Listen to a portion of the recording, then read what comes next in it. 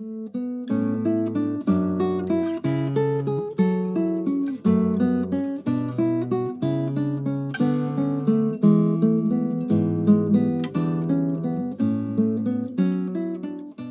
do Pai, do Filho e do Espírito Santo. Amém.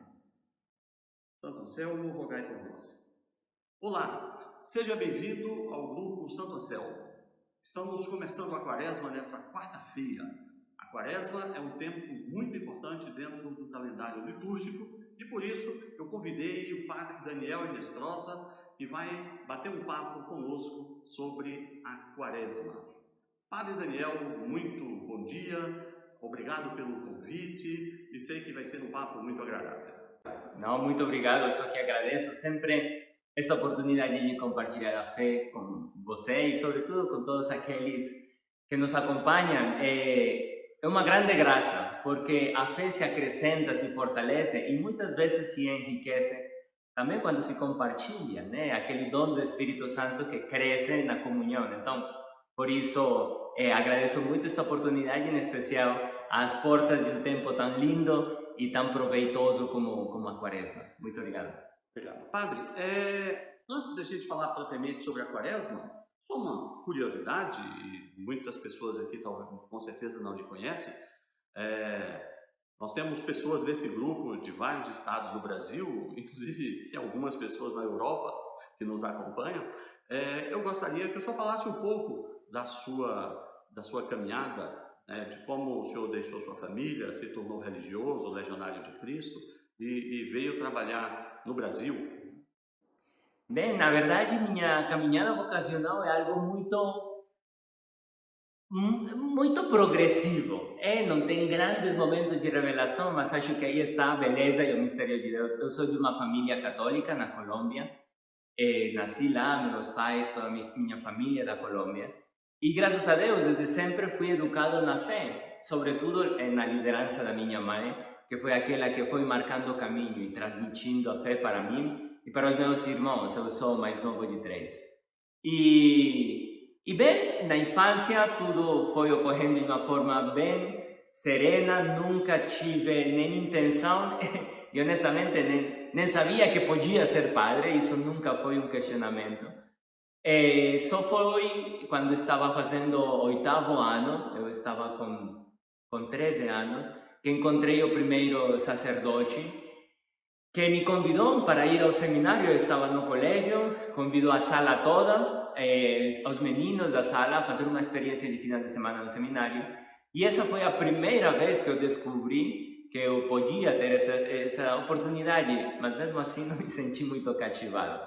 Depois os meses passaram, eu decidi começar a fazer o 9º ano e o ensino médio já no colégio, seminário, mas ainda como colégio. E foi só com 16, 17 anos que já a pergunta sobre a possibilidade do sacerdócio se tornou mais forte.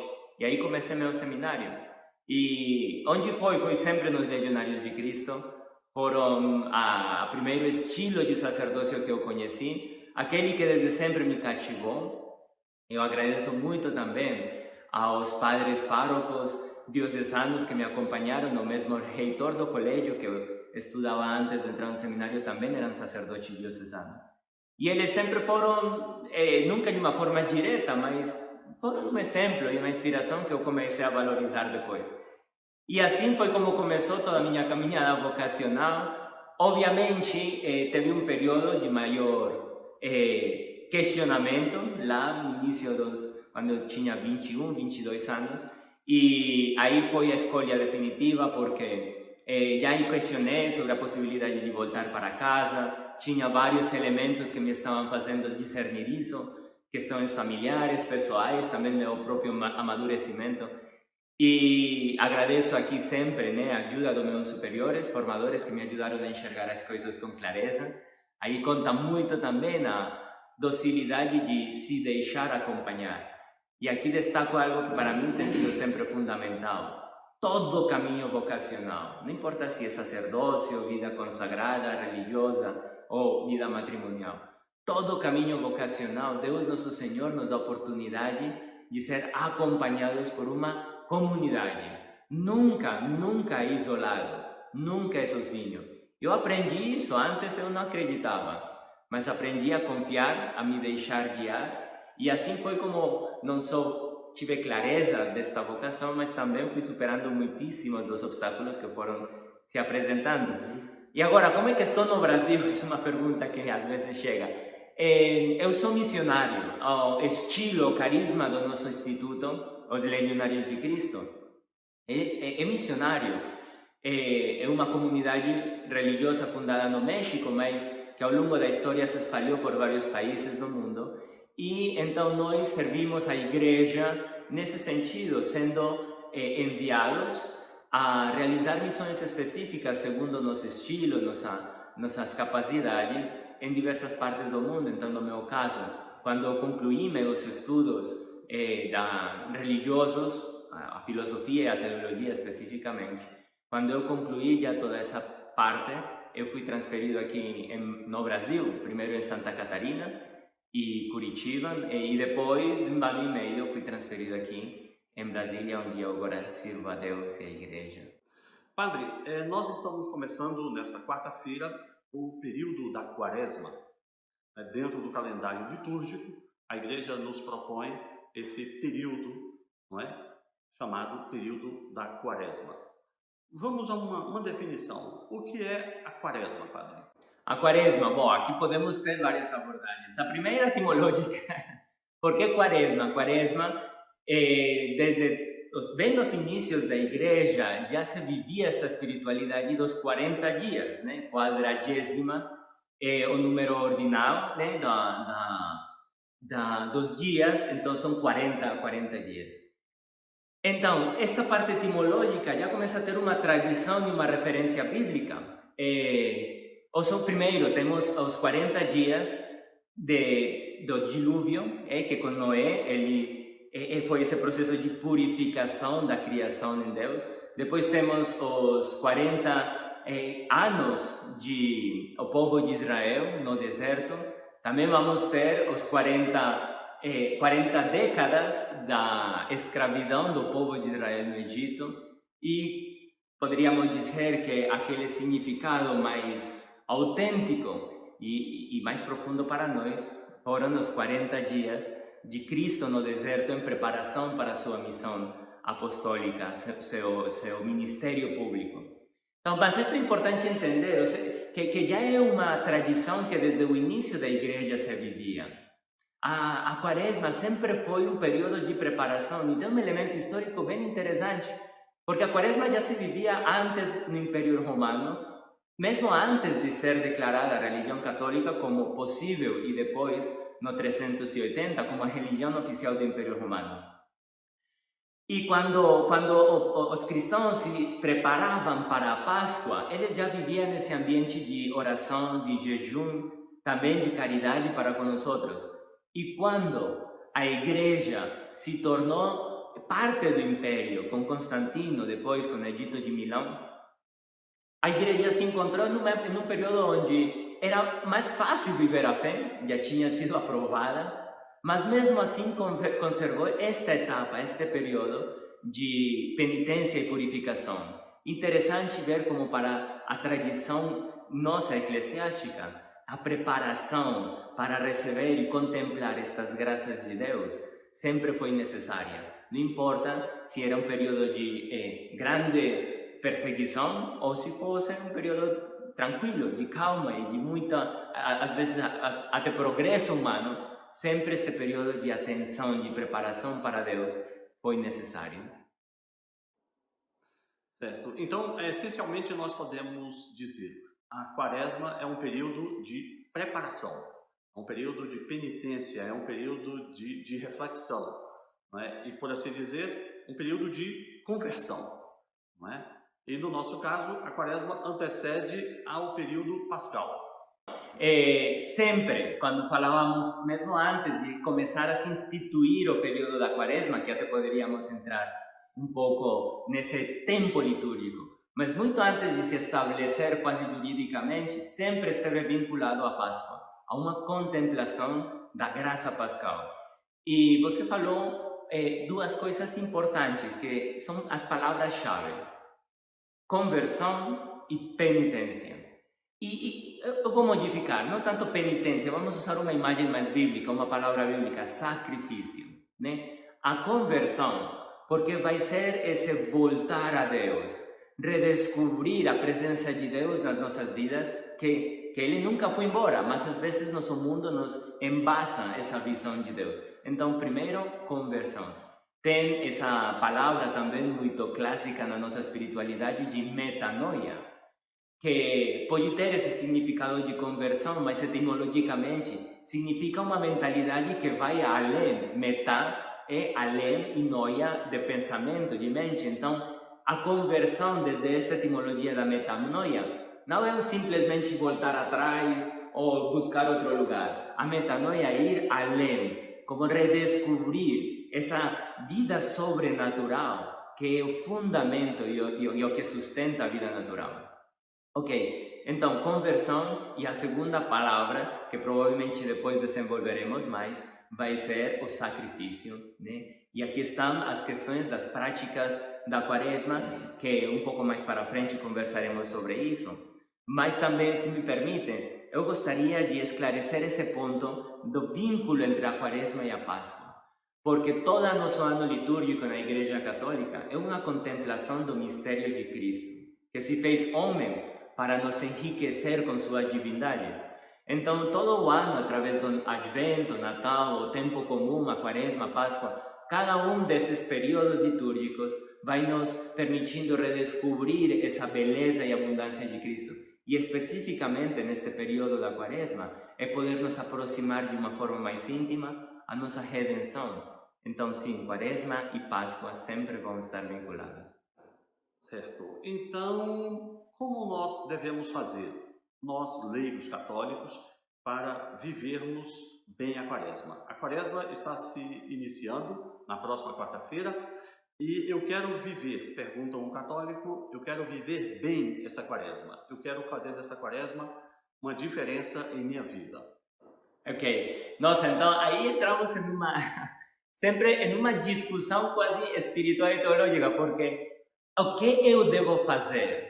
Aí já poderíamos estar entrando em um espaço espiritual um pouco perigoso, porque quando entramos em comunhão com Deus, já não é muito o que eu devo fazer, é muito mais o que eu vou permitir Deus fazer na minha vida.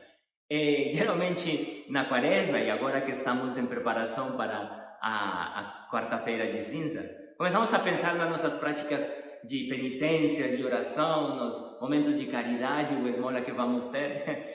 E ok, vemos a Quaresma como eu vou conquistar algo, eu vou conquistar uma virtude, eu vou purificar um pecado. E bem, a intenção é boa, mas provavelmente o ponto de partida pode ser perigoso, porque não é tanto eu vou fazer, não é esse pelagianismo um pouco dominante da nossa cultura, não. Nossa vida espiritual é nós que nos deixamos enriquecer por Deus. Não é passividade, mas sim é muita contemplação. Então, você falava especificamente do que podemos fazer.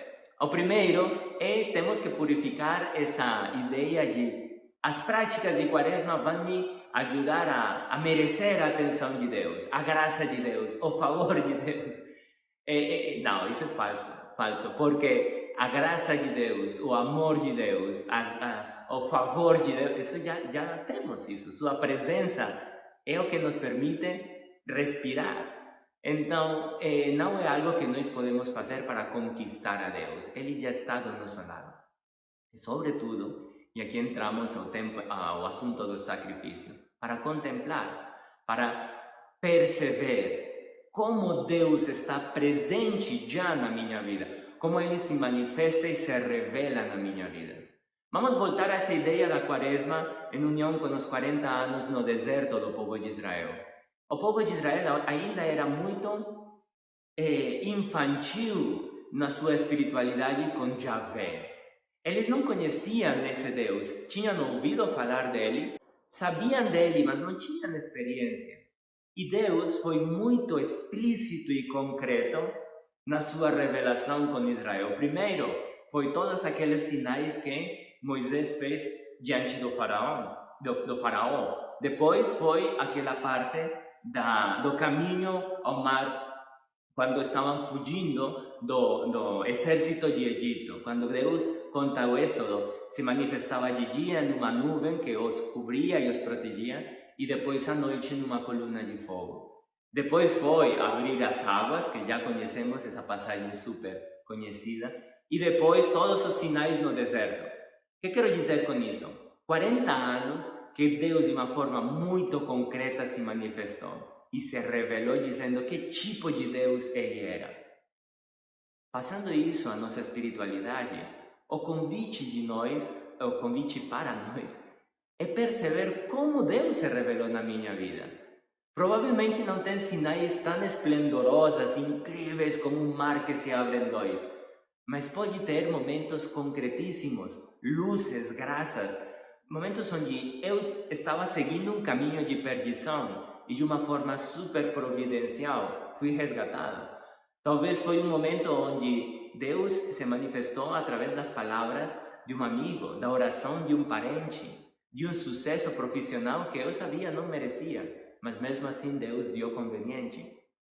É lembrar, é poder resgatar nosso passado e não ficar presos nele, mas contemplar como Deus se manifesta na minha vida. Por isso é algo de contemplação, de perceber.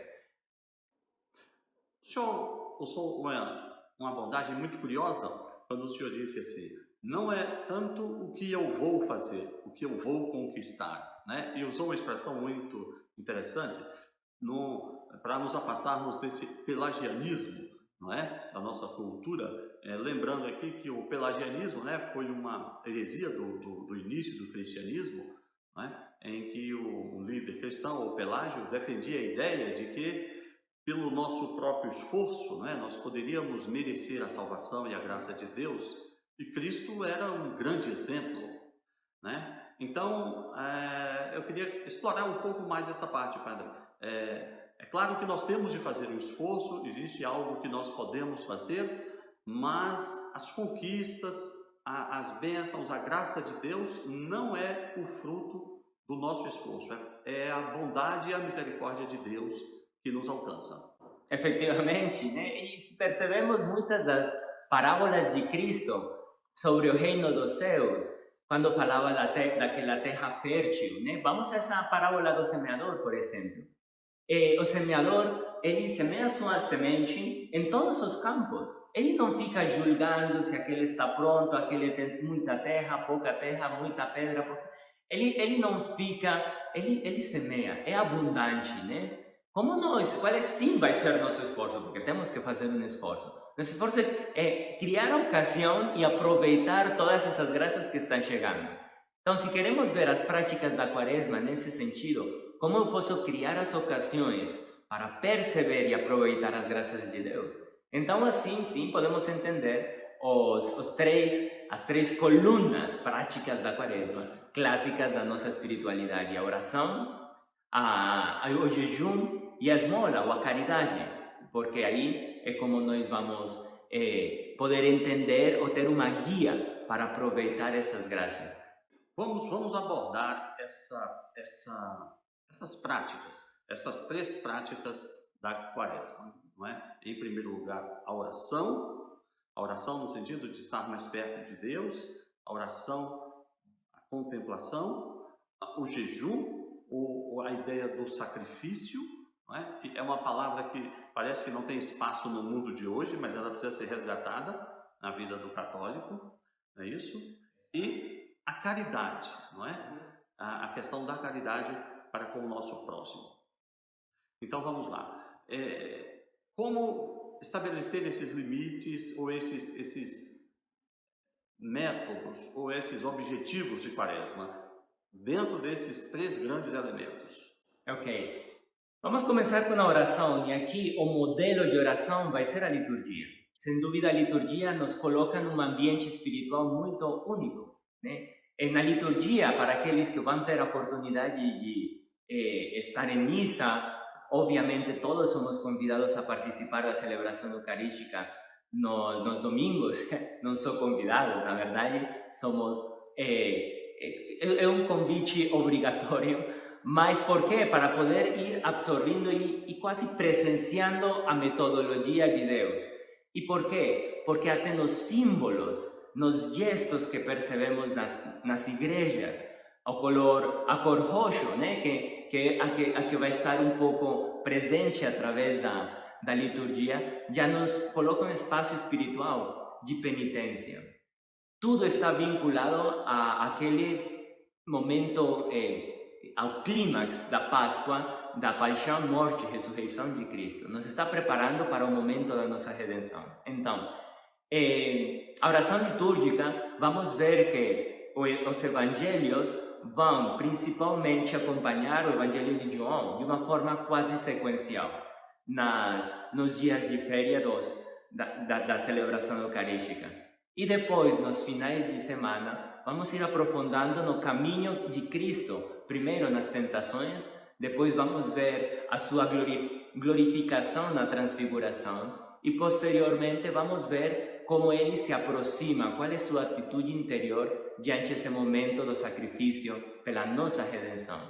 Então, aqui sobre a oração, o importante é poder contemplar um Cristo que primeiro toma a decisão, ele decide por liberdade de participar da nossa história, de se fazer presente, mas não de qualquer forma, não como um Deus todo-poderoso que se impõe na nossa vida, não.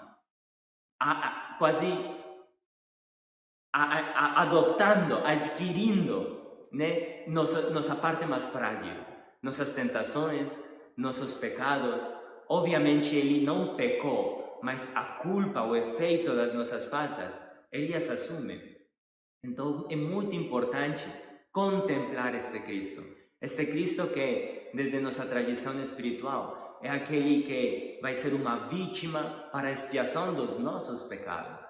Então, esta oração litúrgica pode ser depois replicada e vivida de forma pessoal na nossa oração de todos os dias. Algo que eu recomendo muitíssimo é ser muito sério na programação da oração. Aqui lembro o conselho que uma freira muito piedosa e muito inteligente uma vez dava a um grupo de seminaristas quando perguntavam para ela qual era a chave da espiritualidade, qual era essa dica central para poder ter uma vida de oração profunda, uma vida de oração fértil na nossa espiritualidade. E ela respondia: separar tempo. Ela não foi lá em buscar Deus, ela vai fazer o tempo no nosso dia a dia. Se a gente não separa tempo de oração, é impossível ter uma oração fecunda. Então, é muito importante muito necessário ser responsável em separar tempos concretos de oração durante o nosso dia. E, neste desejo e intenção de contemplar a Cristo, dar uma prioridade a essa oração eucarística, talvez fazer um pequeno esforço de um momento de adoração nas capelas, nas igrejas.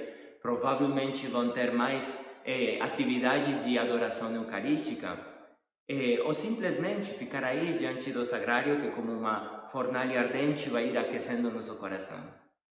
Então, isso, oração, separar um tempo especial de oração com essa intenção de contemplar a um Cristo presente que assume nossas fraquezas e as purifica, nos apresentando a Deus. Depois passamos ao segundo. Esta oração, que vai ser de contemplação a Cristo, vai necessariamente conduzir-nos a uma purificação no nosso coração. E aqui está o jejum. No jejum poderíamos falar muito, desde a orientação canônica e todos os critérios, até o sentido específico. Não sei se é o momento, talvez em alguma outra encontro e ocasião, mas eu sim gostaria de esclarecer um pouco o sentido do jejum.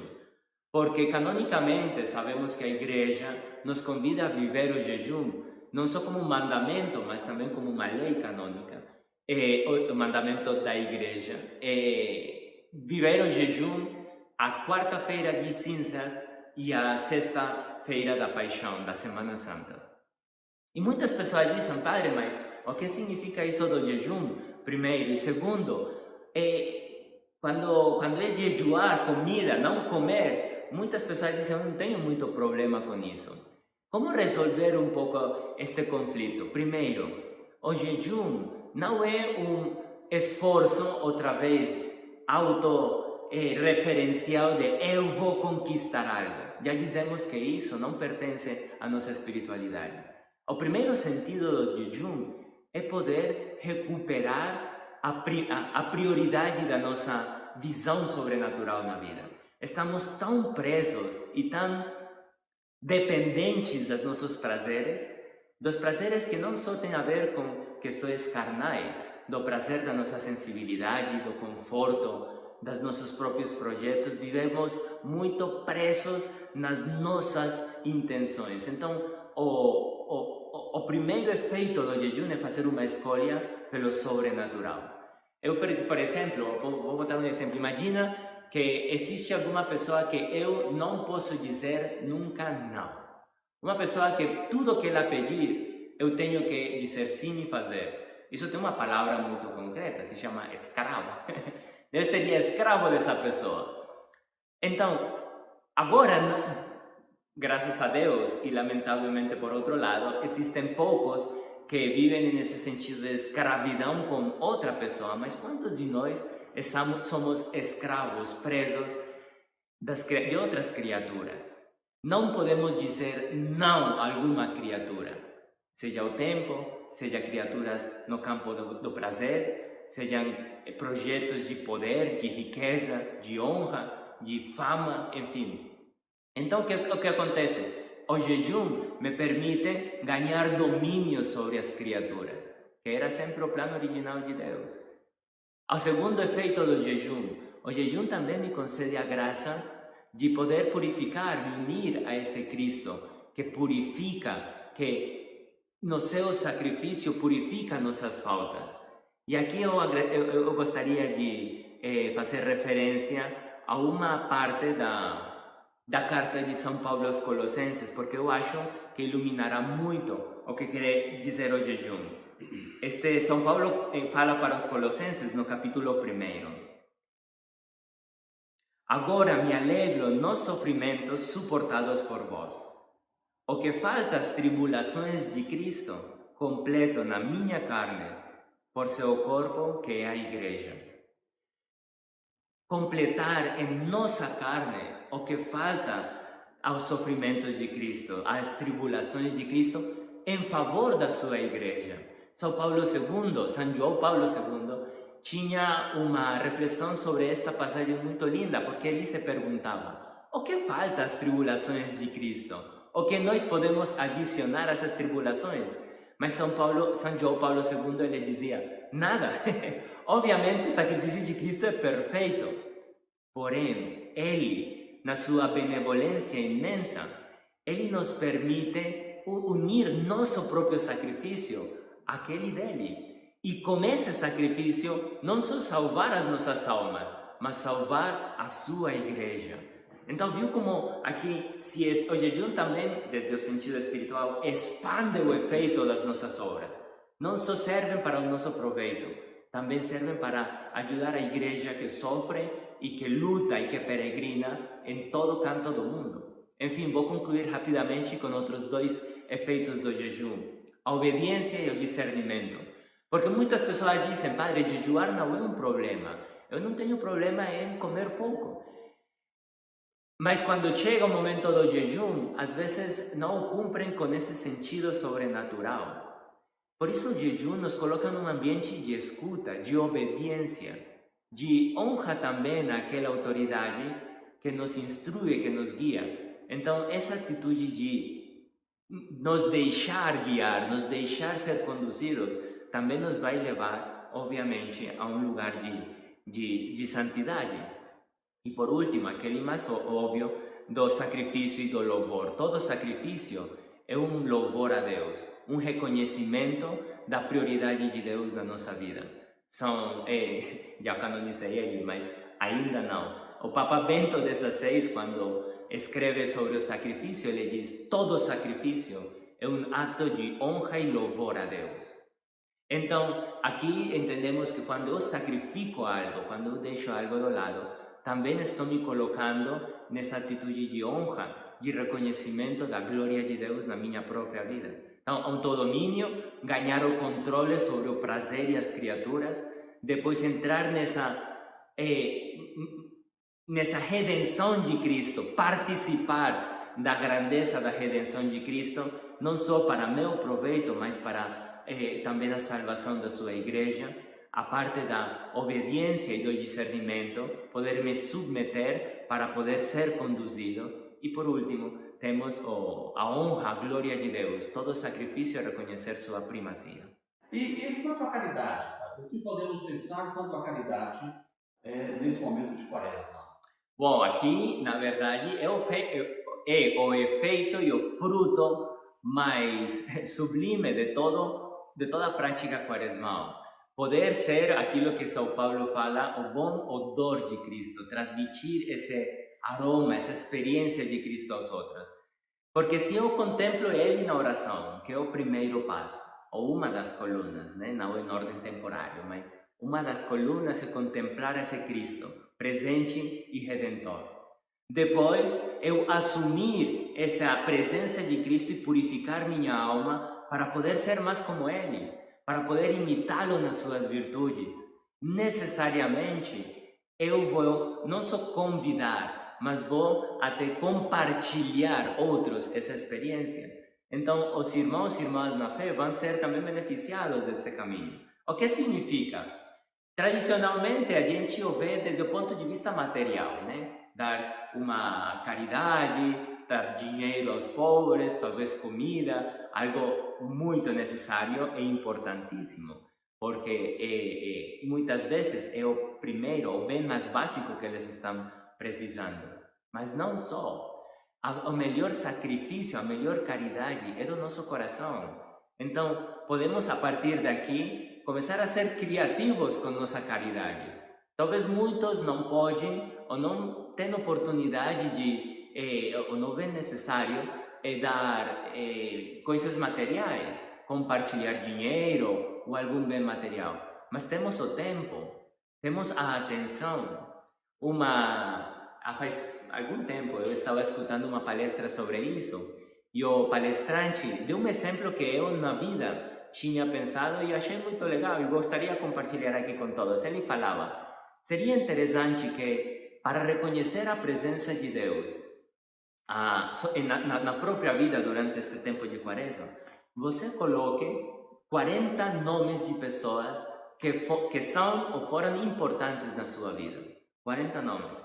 E cada dia da quaresma, mandar uma mensagem de ação de graças a essa pessoa. Não só rezar por ela, que isso é óbvio, mas reconhecer aquilo que essa pessoa fez por você, com uma pequena mensagem de gratidão. Eu achei isso muito legal, muito criativo por um lado, mas por outro muito concreto. Porque Deus se manifesta através das pessoas também, dos nossos irmãos e irmãs na fé. Então, muitas pessoas têm tocado nosso coração e conduzido ao céu. Então, seria muito bom, como manifestação dessa gratidão a Deus, também agradecer elas. Então, a caridade neste sentido vai ser necessariamente o fruto de todo este caminho nas outras áreas. Muito bem. Padre, enquanto o senhor falava, o senhor lembrou aí de uma freira que fez um ensinamento tão precioso. Eu me lembrava agora de uma homilia no tempo da quaresma do padre Patrick Walsh, quando ele estava aqui em Brasília, e ele advertia as pessoas que estavam na missa naquele dia de que os propósitos de quaresma deveriam ser propósitos que tivessem um efeito pós-quaresma. Então eu queria aproveitar para a gente finalizar esse bate-papo e pensar assim, vamos pensar agora na quaresma e no pós-quaresma. Como viveremos a quaresma e como será a nossa situação, a nossa vida após a quaresma. Nossa, muito interessante, porque outra vez começamos esta conversa aqui dizendo que a quaresma está com um vínculo direto e essencial com a Páscoa. A quaresma é uma preparação para aquele tempo de vida em Cristo, de ser redimidos, ou como escutaremos depois, a nova vida em Cristo. Então aí se torna essencial não perder de vista a meta, o objetivo. A quaresma vai ser, e todas as práticas, a oração, o jejum, a abstinência, e depois, obviamente, as práticas de caridade, tem que formar em nós a virtude, uma disposição estável para fazer o bem. Na tradição escolástica, Santo Tomás define a virtude como essa disposição estável das nossas faculdades para fazer o bem, para buscar a Deus, para conhecer e buscar a Deus. Então, é nesse sentido que todas nossas práticas nos conduzem a ter uma vida de ressuscitados, né? Porque nós já conhecemos o final do caminho, já sabemos como conclui esta história, conclui com Cristo vencendo e nós do seu lado. Então, é importante ir adquirindo essas virtudes que nos vão fazer pessoas redimidas, que nos vão libertar da escravidão do mundo, escravidão do inimigo, do demônio e da nossa carne, e nos vão colocar na condição de filhos e filhas de Deus, redimidos como Cristo, ou por Cristo. Muitíssimo obrigado. Então eu gostaria de aproveitar este momento para não só convidar a fazer uma oração por todos e cada um de nós, os que participamos aqui, pela comunidade, a igreja, mas também por mim, para que neste meu ministério eu possa servir a Deus e ser para muitos e com muitos, poder ser esse cristão, esse irmão e esse pastor que vamos ao encontro do nosso Pai eterno.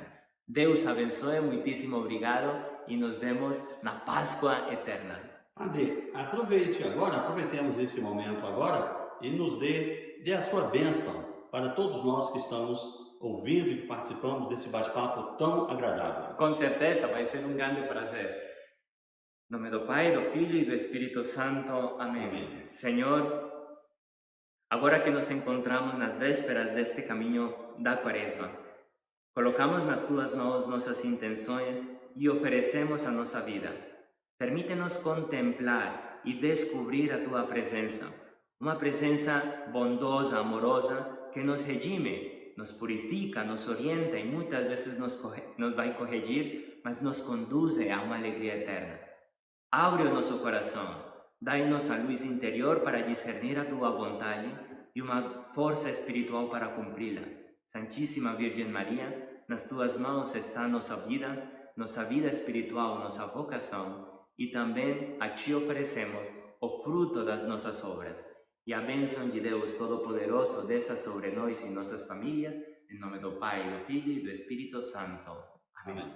Então, pessoal, olha, fizemos essa primeira experiência de uma espécie de entrevista, um bate-papo com o Padre Daniel Inestrosa sobre a Quaresma, um período tão importante. Agradeço o Padre Daniel, espero que vocês gostem, foi realmente muito proveitoso. Padre, muitíssimo obrigado. Eu que agradeço uma vez mais esta oportunidade de compartilhar a fé. Estamos esperando também seus comentários para poder enriquecer também este bate-papo com suas próprias experiências. Se alguém tem iniciativa de prática de Quaresma, de sacrifícios que funcionaram na própria vida, pode compartilhar com a gente, porque juntos criamos uma comunidade, uma família em Deus.